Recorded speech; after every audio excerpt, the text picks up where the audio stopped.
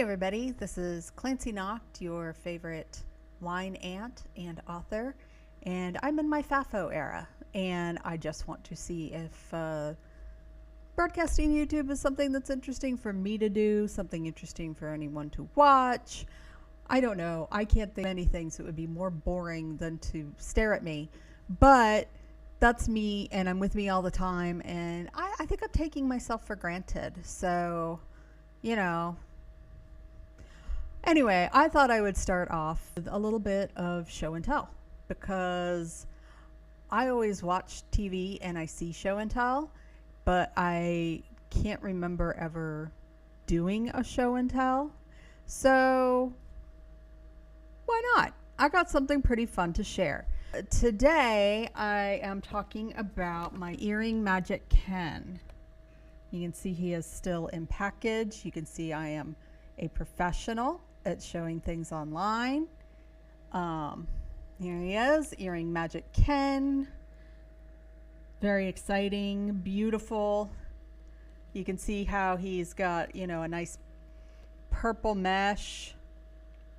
Where's my finger? Okay, he's got a purple mesh there and his little pleather outfit, and this curious thing, which is it's for these. It's for these things, but on its own, with the frosted tips, with our little earring, which is magic. And given that this was released in 1993, I will say that it's very of the era of people that I would want to hang out with and party with, but also definitely gave the impression of coming out of the closet. So this is earring Magic Ken. He was pulled from the shelves, but is still a great collector's item, especially if you like some queer history. I, of course, as a child, this came out in 1993, and I wasn't quite a child at the time. I was a little bit older than a child, we'll say. As a kid, this definitely would have been a Barbie I would have gone for. I loved a Ken with interesting features, things that weren't just, you know, blonde Ken or beach Ken. If his job is beach, I wasn't as interested.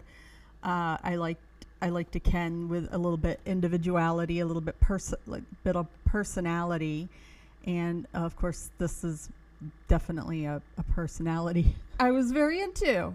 Of course, I think a lot of us were just you know, good friends having fun, little queer groups that got together. I got this a little bit after the initial controversy, when it kind of died down. Did buy it on the collector's market, but it's worth a little bit more now, but I don't think like a ton. It's hard to say. I haven't priced it. Because it's priceless. Because this is my earring Magic Ken. And they called it cock ring Ken. Because this little circle here, I mean, I'm assuming Ken's pretty girthy. Having seen Ken's naked, I will say none of them were at all endowed. But I mean, good for him, you know. They took it off the market, of course, because of the insinuation. I think it's hilarious that it made it all the way through Mattel without anyone saying, have you been to a club lately, particularly a gay club lately? Because, but all the more joy for me and other collectors who got to grab this up. And this may be, for some people, the only doll they have in their collection, because it's fun. It's a piece of history. It's a piece of moral panic as well, because, you know, oh no, what if Ken was gay? I don't think it would have mattered much to me, and frankly, given the way that my Barbies partied, I'm sure that happened a lot. This is my show and tell from Mattel. My prized Barbie collection, best-selling Ken.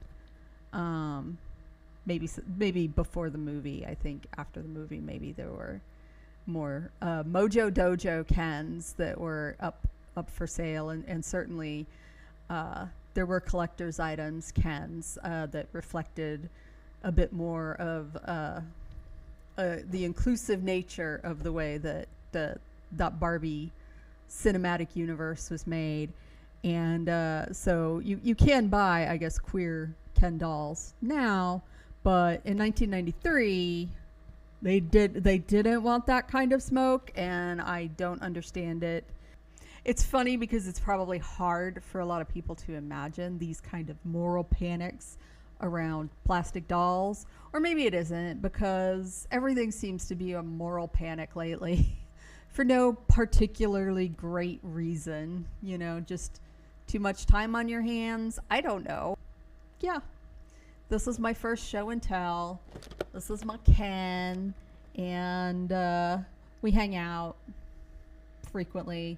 I do have other Barbies in my collection, mostly nostalgic Barbies that aren't really worth anything, or that, anyone else might be interested in. But if you are interested in it, let me know, and I can show some more of my 80s Barbies, mostly 80s to early 90s Barbies. Most of them I played with, but I did, like, my favorite Barbie I got in a box on the collector's market. But again, it's not like a really expensive Barbie. None of my collection is like super expensive, but it's just stuff that I like. Anyway, also, like, doesn't just have to be about Barbies. If anyone wants to hear my pontificating about anything else. Anyway, thanks for going on this little journey with me. I hope this wasn't super boring. Try to keep it short because I've never edited before. I don't know what I'm going to do. So, yeah. Thanks for hanging out. Like and subscribe, I guess.